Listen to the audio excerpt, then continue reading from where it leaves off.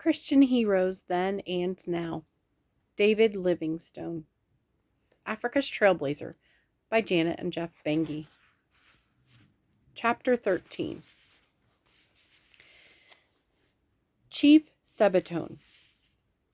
Now that David had settled in his mind that he was meant to be a pioneer missionary and not a settler, he itched to head north again into the Kalahari Desert. Chief Sekele had told him about a great chief, Sebetone, who lived beyond the Zuga River.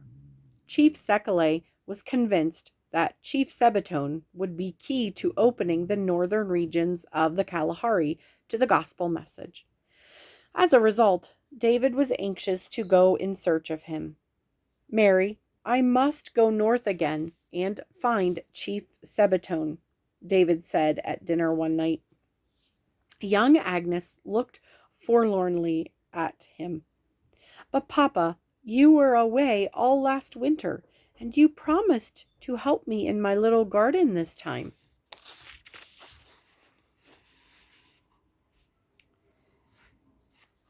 David glanced around the table at his wife and 3 children, while Mary let out a deep sigh.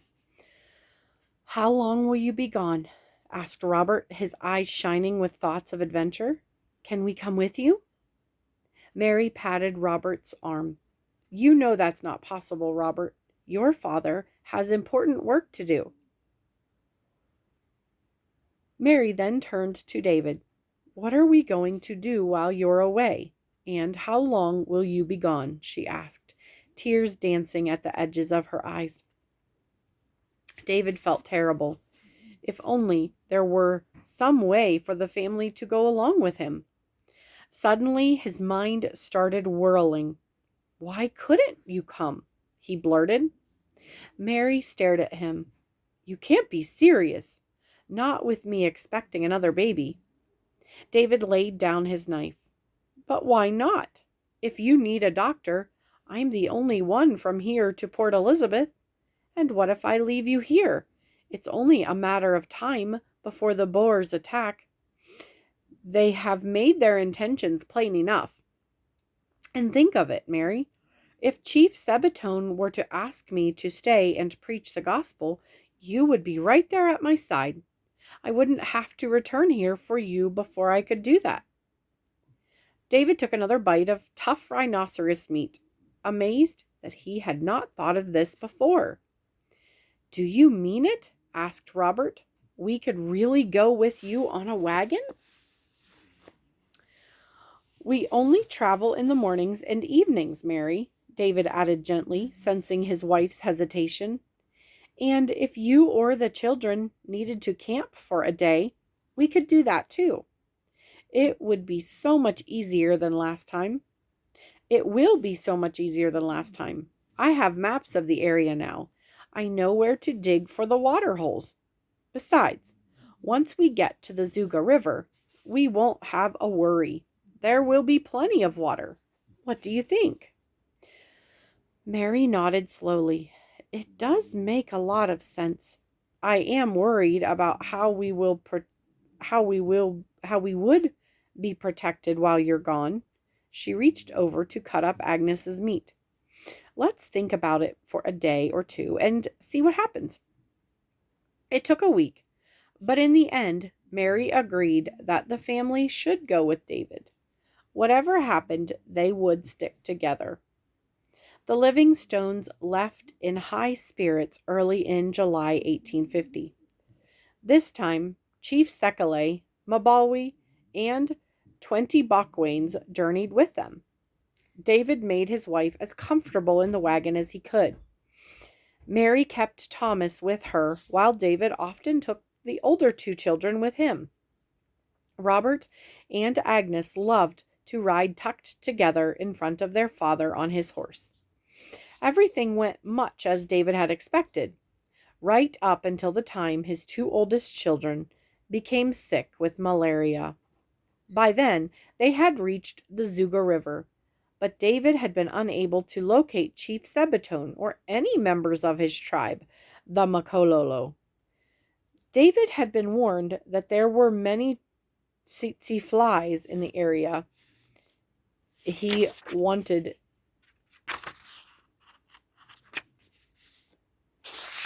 to explore.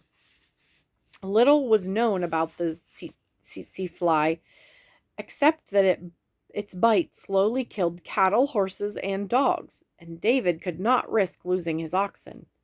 As disappointed as he had no choice but to get his children home as quickly as possible so that he could nurse them back to health. A letter was waiting for David when he returned to Kolobeng. He ripped the letter open and read, Dear Sir, allow us to convey our congratulations on your successful journey in company with messengers Oswell and Murray across the South African desert for the discovery of an interesting country, a fine river, and an extensive inland lake. The letter went on to inform David that he had been awarded the Royal Geographic Society's annual gold medal, along with a prize of £25 for finding Lake Ngami. David was astonished to think that anyone in England would be that interested in his exploration, but he was very pleased to have the money. He was already planning how to use it on another attempt to find Chief Sebetone. Robert and Agnes both recovered from their malaria, and a month after arriving back in Kolobeng, Mary gave birth to their newest baby, a little blue-eyed girl whom they named Elizabeth. Things did not go well, however. During the delivery, Mary suffered a mild stroke, which paralyzed one side of her face, causing the older children to become scared of her. Baby Elizabeth did not thrive. Within a month, she caught a chest infection for which there was no cure. David did what he could, but Elizabeth died 2 weeks later. After they had buried her, the Livingstone family went to Kuruman, where Mary's parents could help take care of the children while Mary recovered. The following year, the family returned to Kolobeng, where David made plans for another trip north as soon as the wet season was over. David planned to take his family along with him this time, too, and his old friend Cotton Oswell would join them. David's mother-in-law had some stern words for David when she heard what he was up to. No doubt her criticism was guided by the fact that Mary was pregnant again. My dear Livingstone, she wrote, to my dismay, I now get a letter in which Mary writes, I must again wend my way to the far interior, perhaps to be confined in the field. Oh, Livingstone, what do you mean? Was it not enough that you lost one lovely babe and scarcely saved the others, while the mother came home threatened with paralysis? And will you again expose her and them in those sickly regions on an exploring expedition? David knew her letter echoed the thoughts of most missionaries in southern Africa. To them, the northern region was no place for a woman and children. Despite what these other missionaries might think, David was determined to open up the region for future missionaries to work in. As well, Mary made it clear she would rather go north with him than stay with her family in Kuruman. On April 24th, 1851, David, with his family, set out on his third trip north into the Kalahari. Once again, Cotton Oswell had cheerfully borne the brunt of the expenses for the trip. He had turned out to be a true and loyal friend to David, and as he got to know the rest of the Livingstone family, he came to love and appreciate them all. The trip went smoothly to begin with. Cotton Oswell and several of the guides rode ahead of the wagons on horseback. Using the map David had drawn on his previous trips, they located the pans of water and were able to dig down to them before the rest of the group arrived with the wagons to set up camp for the night. The expedition made good time in reaching the Zuga River, where David learned from some of the local bushmen that Chief Sebetone was camped along the Chobe River, across the great salt flats of Nitwitwi. The natives told David it would take 3 days to cross the flats, but they must go prepared, since there was no water and very little wildlife out there. David and Cotton Oswell estimated that they could carry enough water for 3 days in the wagons as long as the oxen and horses were well fed and watered before beginning the trek. Neither man had ever taken a wagon across a salt flat before and did not realize how difficult it would be. By the 3rd day, they were only halfway across. The wagon wheels kept breaking through the thin crust of salt, and the oxen had to be whipped constantly to make them keep pulling the partially stuck wagons. David and Mary Livingstone began to panic at the slow progress. What would happen if they didn't find water soon? David confided in his journal that the possibility of the children's perishing before our eyes was terrible. On the 5th day, they entered some grassland and were able to find a small waterhole. Some rhinoceroses had beaten them to it, and the water was black with their dung. But by now, they were all too thirsty to care, and they knelt down and willingly lapped up the black water.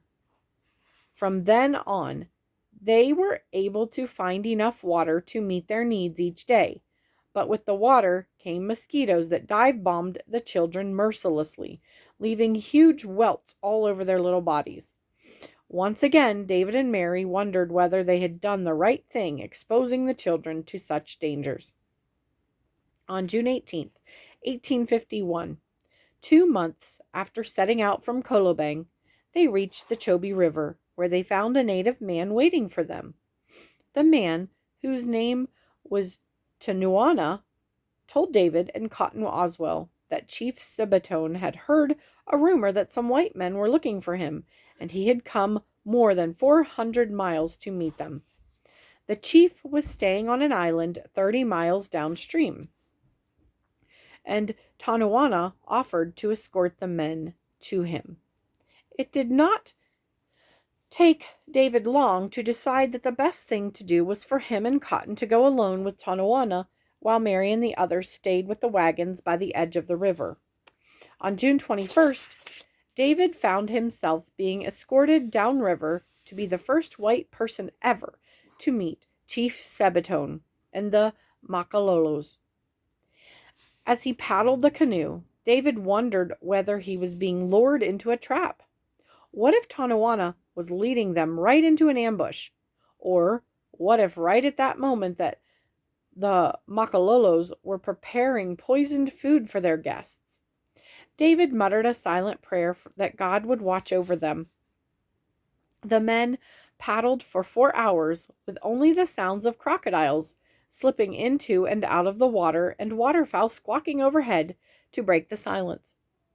Finally, they came upon an island in the middle of the river, and David found himself face to face with 15 naked warriors.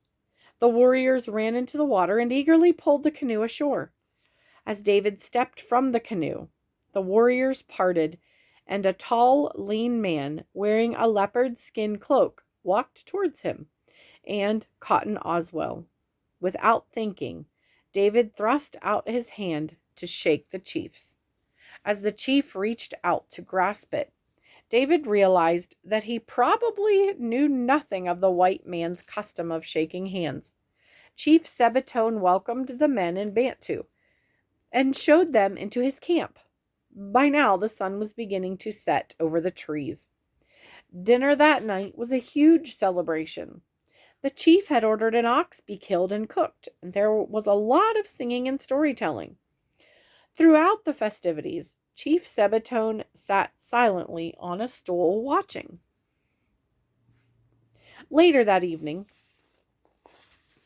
After the celebration had died down, David and Cotton Oswell lay sleeping beside the fire. Suddenly, David awoke with the feeling that someone was standing over him. His heart beat fast as he scrambled to his feet. Standing in the flicker of the firelight was Chief Sabatone himself. At the same moment, Cotton Oswell awoke. "I have come to speak with you," said the chief. "Please, sit down," said David, hoping Chief Sabatone had come in peace. After they sat down, the chief gathered his cloak around him and began to speak in a soft, low voice. He told them his life story from beginning to end. He described how he had outwitted other tribes and their chiefs, and how his tribe had been driven north by the Zulus. He told of the cattle he had stolen, the rivers he had crossed, and the battles he had fought. The stories continued all night, with only the occasional interruption, as David asked the chief to clarify something he had said. It was dawn before Chief Sabatone finished his stories and got up and walked back to his hut. By now, David and Cotton Oswell were very tired, but they were also thrilled with the way Chief Sabatone had welcomed them and taken them into his confidence. David was particularly struck by the chief's intelligence, and he hoped that before too long the chief might become a Christian convert like Chief Sekele. After 5 days on the island, Chief Sabatone asked the men to take him back to their wagons so that he could meet David's wife and children. Nothing could have pleased David more. The chief's men paddled them upstream. Much to David's relief, everything was well with his family. Chief Sabatone was fascinated with the Livingstone children, the first white children he had ever laid eyes on. He stayed with them for a week before David and Cotton Oswell accompanied him back downstream, back downriver to his camp. It was then that disaster struck. On July 6, 1851, Chief Sabatone fell ill with pneumonia. David visited him, but there was little he could do. Any treatment he tried might not work, and David knew that if he touched his new friend and the chief then died, he himself could be accused of killing him. 3 days later, Chief Sabatone did die. David was disheartened. He had many questions but few answers. It seemed so unfair that he'd had so little time with the chief. He had hoped the two of them could develop a long and lasting friendship. David had another serious question to think about. The Makalolos did not know what to do with the white people who were now in their midst. Their new chief was Sabatone's daughter, Memachisane. What would she think of the white strangers? Memachisane lived some distance to the north, and it would take a week to get a message to her that her father was dead, and another week to get a reply from her about what to do with the white people. David, Cotton Oswell, and the rest of their party had no choice but to wait for a reply, all the time praying that God would grant them favor with the new chief. Finally, after camping on the bank of the Chobe River for nearly a month, news arrived, and it was good. Memochisane instructed her tribe to treat the visitors exactly as Chief Sabatone would have, and to help them go wherever they wanted. It was wonderful news to David. He had heard that there was a large river about 3 days' travel away, and he was eager to be guided to it. In the end, he and Cotton Oswell left Mary and the children and the guides with the wagons and went ahead on horseback. The Makalolos had warned them that there were many small rivers and a large marsh to cross before they got to the big river. A man on horseback or on foot could make it across, but not wagons pulled by oxen. It was not an easy journey, even on horseback. The tall swamp grass sometimes reached to their shoulders, and the men had to urge the horses on through crocodile-infested waters. On August 4th, everything they had endured was made worthwhile in a single moment. David Livingstone and Cotton Oswell sat on their horses and looked down at the mighty Zambezi River, a huge expanse of water about 400 yards wide and deep, though how deep they could not tell. David and Cotton's guide told the men about a huge waterfall on the river and offered to take them there. He said it was called Mosioatunya, the smoke that thunders. As much as they wanted to go and see the waterfall right then and there, David and Cotton had to get back to the wagons because Mary Livingstone was expecting another baby any day, and Cotton was long overdue in England. They needed to get back to Kolobeng as quickly as possible. The waterfall would have to wait for another day.